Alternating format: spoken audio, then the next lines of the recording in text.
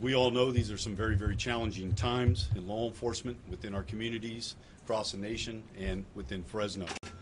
We have a great deal of community unrest in our city as well as other cities.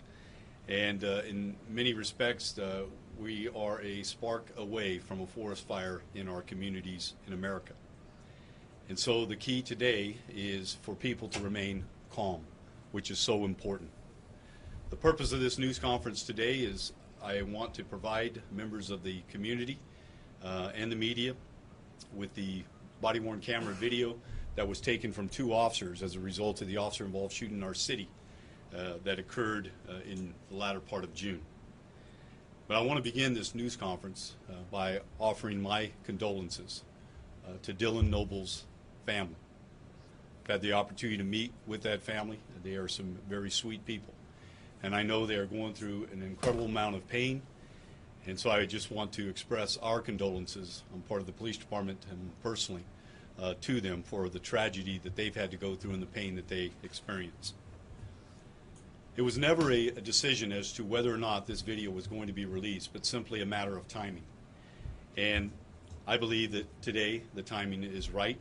Some of the things that we considered and when to release this video, first off was the integrity, maintaining the integrity of the investigation. We certainly did not want video to get out there prematurely. That would taint any witness statements and ultimately the investigation.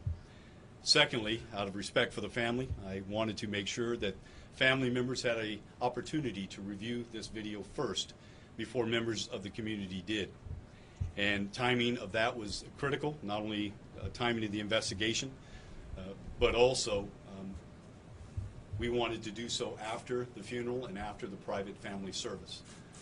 Last Friday, that video was shown to members of the family with their attorneys present, and I sat down with the family and after watching the video, answered whatever questions I could of them.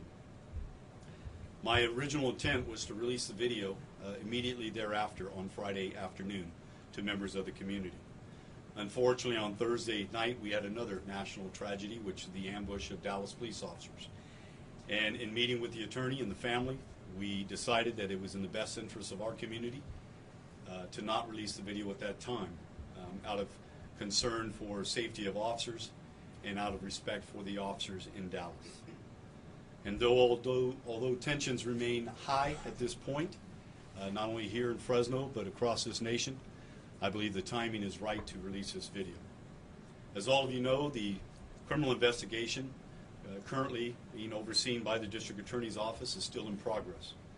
This investigation is being conducted to determine whether or not this officer-involved shooting is within law. In addition to that, and as a result of the controversy and the circumstances surrounding this shooting, I made the decision to make a request of the Federal Bureau of Investigation to not only monitor this investigation, but to conduct their own investigation into this matter for civil rights violations. I made that request of them on July 1st. In addition to this, the internal affairs investigation is still in progress as well, and that is being monitored by the City of Fresno's Office of Independent Review, who has already seen the video that I'm going to show you today, as well as the FBI has been provided copies of that video. The internal affairs investigation is designed to determine whether or not this shooting is within department policy and any other policy violations that may occur as a result of this investigation.